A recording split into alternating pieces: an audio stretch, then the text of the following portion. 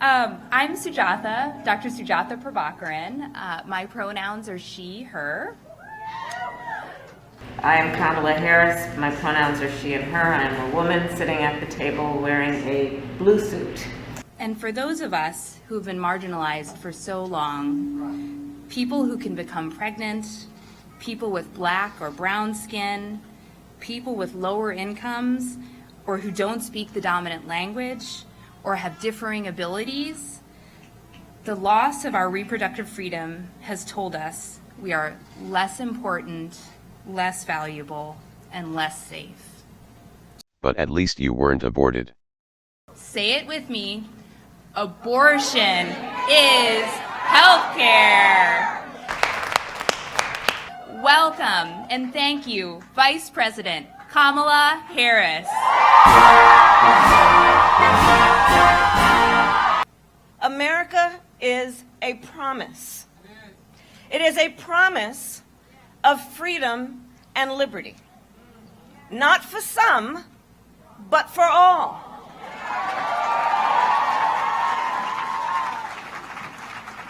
A promise we made in the Declaration of Independence, that we are each endowed with the right to liberty and the pursuit of happiness.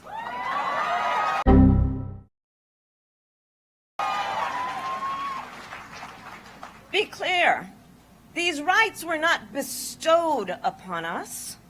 They belong to us as Americans.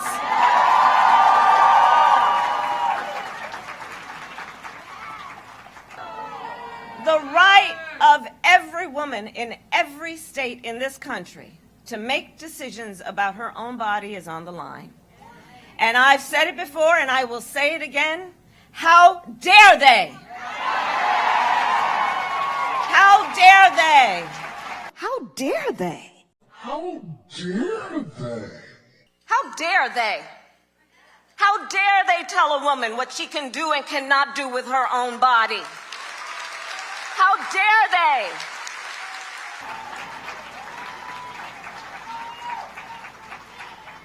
And you know, there's a collection of words. True international effort to pressure. There's a collection of words I was going to foot that mean everything to us as Americans. The heartfelt words of our great national anthem, that America is the land of the free and the home of the brave. But let us ask, can we truly be free if a woman cannot make decisions about her own body? Everybody wants to tell me what to do, but you won't let me make my decision about my body. You are not the person to make that decision. My doctor and myself and my child, that's who makes the decision. My child. Can we truly be free if a doctor cannot care for her patients? Can we truly be free if families cannot make intimate decisions about the course of their own lives? And can we truly be free if so-called leaders claim to be, quote, I quote, on the vanguard of freedom, while they dare to restrict the rights of the American people and attack the very foundations of freedom? One does not have to abandon their faith or deeply held beliefs to agree that the government should not be telling people what to do with their own bodies. It's an important point to acknowledge that you don't have to abandon your faith or your beliefs to agree that the government should not be making that decision for her.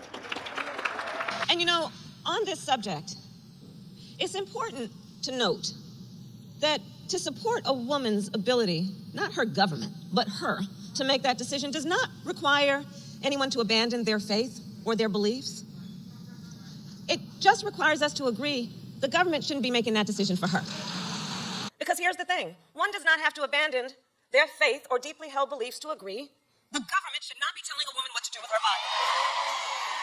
Faith leaders are taking a stand, knowing one does not have to abandon their faith or deeply held religious beliefs to agree that a woman should have the ability to make decisions about her own body and not have her government tell her what to do.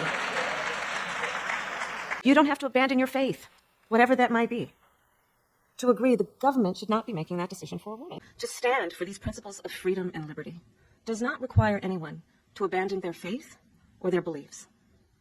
You don't have to abandon your faith or your beliefs.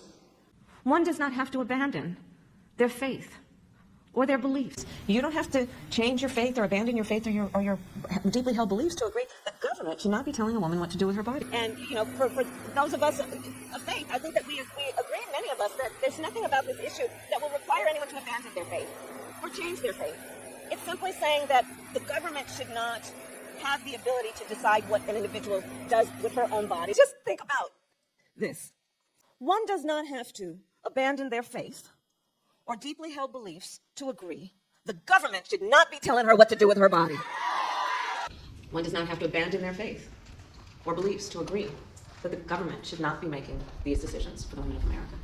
President Biden and I agree, and we will never back down. We will not back down. Congress must pass a bill that protects freedom and liberty, a bill that protects reproductive rights, and President Biden will sign it. We're on the right side of history.